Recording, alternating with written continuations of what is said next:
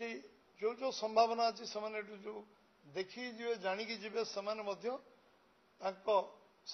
कथा को प्रचार प्रसार करेंगे व्यवस्था को त्वरान्वित करवा मु भावुची मीडिया गोटे बहुत जगह जो अच्छी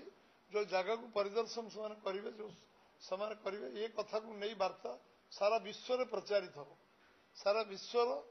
बहुत बड़ योगदान रबू मु सारा ओडिशार जनसाधारण को आह्वान करी ये 3 दिन गोटे उत्सव मुखरित ओडिशा उत्सव मुखरित हो आमर आतिथ्यता समस्त को प्रधानमंत्री आसवे 9 तारिख कार्यक्रम जोग देवे एवं आज संध्यारे आसुच्चंती आम वैदेशिक व्यापार मंत्री जे नोडाल डिपार्टमेंट एक्सटर्नल वैदेशिक व्यापार विभाग ओडिशार सरकार आमर मुख्यमंत्री मोहन माझी प्रदान करिवारे आमे समस्ते सहयोग करू एवं ये कार्यक्रम महामहिम राष्ट्रपति 10 तारिख आसुच्चंती प्रधानमंत्री 9 तारिख आसवे रात्रि रही करेंगे 10 तारिख कार्यक्रम जोग देवे 8 तारिख प्रधान नेतृत्व तत्वावधान में कार्यक्रम समीक्षा रेगुलारली होउची पूरा मॉनिटरिंग होउची व्यवस्था होउची केमती सब प्रकार ओडिशा सरकार तरफ से व्यवस्था ठीक ठाक हो पार एवं एक मॉनिटरिंग कर केंद्र सरकार आमर वैदेशिक व्यापार विभाग एवं जो माने आम ओडिशा रे विभिन्न इंटेलेक्चुअल अच्छा समस्त आग्रह इच्छा अच्छी प्रथम थर पर ये एक प्रवासी भारतीय सम्मेलन आम ओडिशा रे ये सब विभाग को आमर जो कार्यक्रम को समस्ते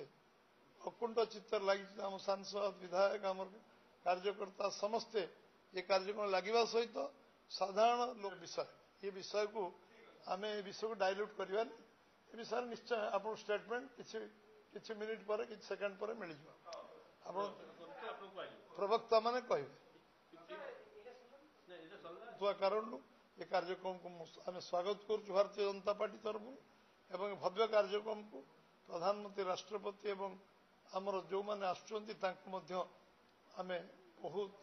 अभिनंदन जनाऊँ वार्ता थिला एक व्यापक एमती करा ए विषय आपण मैंने ओडिशार जन सचेतन नागरिक हिसाब से आपण चतुर्थ स्तंभ हिसाब से ये कार्य को आगू ने समस्त कलेक्टिव रेस्पॉन्सिबिलिटी अच्छी केवल धन्यवाद जनाऊँ स्वागत करुँ आम ओडिशा तरफ ये कार्यक्रम सफल करने सब प्रकार चेष्टा उद्यम आम करूँ ये विषय आपण को अवगत करने आज ये संवाद बड़ सरकार नुहे बीजेपी नुहे समस्त दायित्व अच्छी गुरु दायित्व अच्छी ये आम आगक ना समस्त बहुत बहुत धन्यवाद हाँ सब जिले में पदयात्रा काली हम परदिन हम विषय आपन को आम प्रवक्ता माने स्टेटमेंट देवे एटा डाइल्यूट करवा एटा गोटे आमर ओडिशार माने कौन एटा गोटे आम सामग्रिक काली परदिन पदयात्रा हम एक स्वागत प्रवासी भारतीय मानकर उद्देश्य ये पदयात्रा हम स्वागत अवसर हम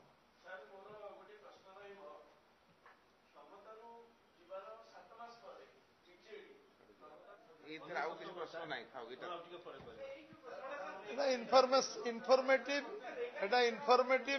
प्रेस कॉन्फ्रेंस थिला इनफॉर्मेटिव आपन इनफॉर्मेशन दबा हमर दायित्व थिला एही भली वीडियो देखिबा पाई आम चैनल को लाइक शेयर सब्सक्राइब करंतु ब्यूरो रिपोर्ट ओडिया न्यूज।